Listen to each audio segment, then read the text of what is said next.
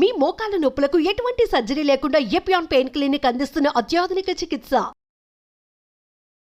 ఆవకాయ అన్నం గురించి. ఆవకాయ అన్నానికి మామూలుగా అన్నం తింటే మనకి దానికి ఎస్పెషల్లీ పాలిష్డ్ రైస్తో మనం అన్నం తిన్నప్పుడు షుగరు ఒక్కసారిగా పెరుగుతుంది. సో అందుకే రైస్ అనేది మనకి అంత పాలిష్డ్ రైస్ అనేది క్విక్గా మనకి పెరిగిపోతుంది షుగర్. అందుకని దాని గ్లైసిమిక్ ఇండెక్స్ అంటారు.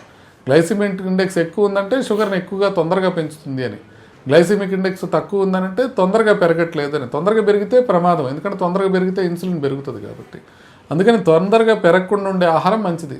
మామూలుగా వైట్ రైస్తో తొందరగా పెరుగుతుంది కాబట్టి వైట్ రైస్ని తొందరగా పెరగకుండా చేసేవి ఏంటంటే, దాంట్లో మీరు ఏదైనా పప్పు కలుపుకున్నారనుకోండి తొందరగా పెరగదు, దాంట్లో ఆవకాయ అన్నం కలుపుకున్నారనుకోండి తొందరగా పెరగదు.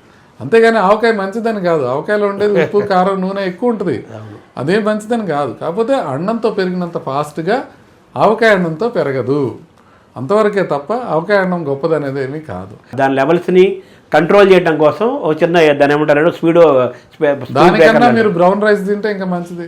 ఇప్పుడు మీరు అంటే లేకపోతే చిరుధాన్యాలు తింటే ఇంకా మంచిది, మీకు తొందరగా పెరగదు. అంటే మనం గ్లైసిమిక్ ఇండెక్స్ తగ్గించుకోవడానికి ఆవకాయ వాడాల్సిన పని లేదు. చిరుధాన్యాలు తీసుకోండి, పాలిష్డ్ రైస్ కాకుండా కొంతమేరకు బ్రౌన్ రైస్ తీసుకోండి, ఈ రకంగా మీరు పెంచుకోవడానికి. అంటే మజిల్ పవర్ బాగా పెరగాలంటారు, అలాగే ప్రోటీన్ చాలా మంచిది అంటారు. మనకి వెజిటేరియన్ నాన్ వెజిటేరియన్ ఫుడ్లో మనకు ఏది మీకు బెస్ట్ అంటారు సార్? మీకు లాంజివిటీ మీకు తరపున మీకు ఎక్కువ కాలం బతకాలని ఉంటే ఖచ్చితంగా వెజిటేరియన్ ఫుడ్డే ఇంపార్టెంట్, దాంట్లో ఏం డౌట్ లేదు. మీరు కేవలం వెజిటేరియన్ కాకుండా వీగన్ అంటారు అమెరికాలో.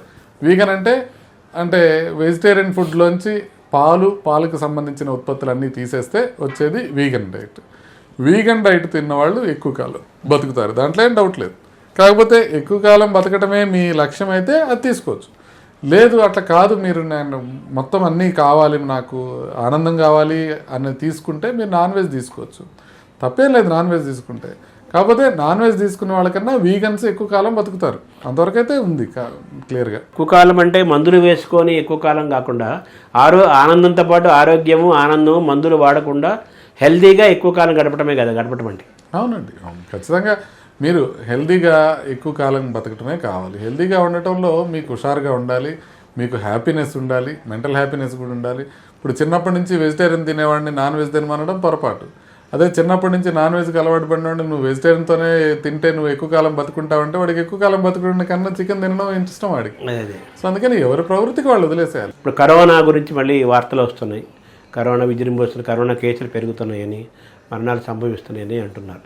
సో ఇప్పుడు వస్తున్న ఈ కరోనాని మీరు ఎలా చూస్తున్నారు సార్? అంటే కరోనా అనే కేసులు అయితే పెరుగుతున్నాయి, మనకి మరణాలు కూడా 30 మరణాలు వచ్చినాయి ఇండియాలో ఇప్పుడు దాకా అని చెప్పడం జరిగింది. అయితే ఎవరిలో పరీక్ష చేస్తున్నాం అనే దాన్ని బట్టి మరణాల సంఖ్యను మనం లెక్కేసుకోవాలి.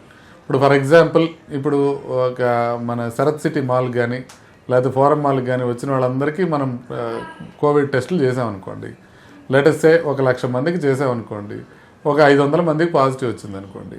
500 మందిలో ఒక్కడు కూడా చనిపోడు, శుభ్రంగా ఉంటారు. కానీ ఇక్కడ టెస్ట్ చేస్తుంది అట్లా 1,00,000 మందికి కాదు. ఇప్పుడు ఇండియాలో మనకి టెస్టులు ఎక్కడ చదువుతున్నారంటే మన హాస్పిటల్లో పైన ఐసీయూ ఉంటుంది, 3rd ఫ్లోర్లో ఐసీయూలో, అన్ని హాస్పిటల్స్లో ఐసీయూలో ఉన్న పేషెంట్లు, బాగా సిగ్గా ఉన్న పేషెంట్లు, వాళ్ళకి అందరికీ చేస్తున్నారు. వాళ్ళకి పరీక్ష చేసినప్పుడు వాళ్ళలో కొంతమంది చనిపోతారు కదా, అట్లా ఈ 30 మంది చనిపోవడం జరిగింది. అంతే తప్ప కోవిడ్ న్యూమోనియా వచ్చి చచ్చిపోవట్ల. ఎందుకు అనంటే మనకి ఇప్పుడు వస్తున్న స్ట్రెయిన్ ఒమిక్రాన్ అనే స్ట్రెయిన్, దాంట్లో JN1 అనే స్ట్రెయిన్ వస్తుంది, దాంట్లో XDV అని, LF7 అని, NB1.1 అని, 1.8.1 అని ఇట్లాంటి స్ట్రెయిన్స్ వస్తున్నాయి. ఇవన్నీ కూడా ఒమిక్రాన్ సబ్ వేరియంట్సే. కాబట్టి ఈ ఒమిక్రాన్ నుంచి వస్తున్న వేరియంట్స్ కాబట్టి వీటితో ప్రమాదం ఉండదు, వీటితో లంగ్ బాగా ఎఫెక్ట్ అయ్యే అవకాశం చాలా తక్కువ.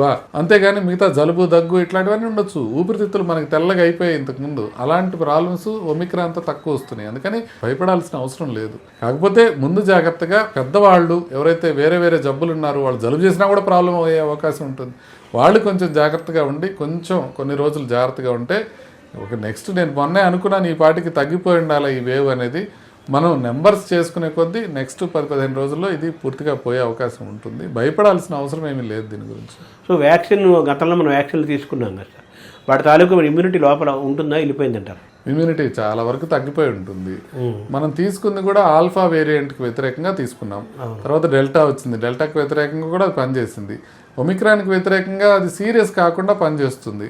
అయితే ఒమిక్రాన్తోనే సీరియస్ అవ్వట్లా, అదే. ఇంక మరి సీరియస్ కాకుండా పనిచేసేది ఏముంది. అందుకని బూస్టర్స్ అవి అవసరం లేదు. కానీ ప్రస్తుతానికి మాత్రం కొంత జాగ్రత్తలు తీసుకొని గవర్నమెంట్ జాగ్రత్తగా మానిటర్ చేస్తూ, ఒకవేళ కొత్త వేరియంట్ ఏమైనా డెవలప్ అవుతుందేమో అనేది వాళ్ళు జాగ్రత్తగా చూడాలి. ఎందుకంటే కొత్త వేరియంట్ డెవలప్ అయితే ఇదంతా మారిపోతుంది, మళ్ళీ సడన్గా మనం భయపడాల్సిన అవసరం వస్తుంది. Thank you. నమస్తే.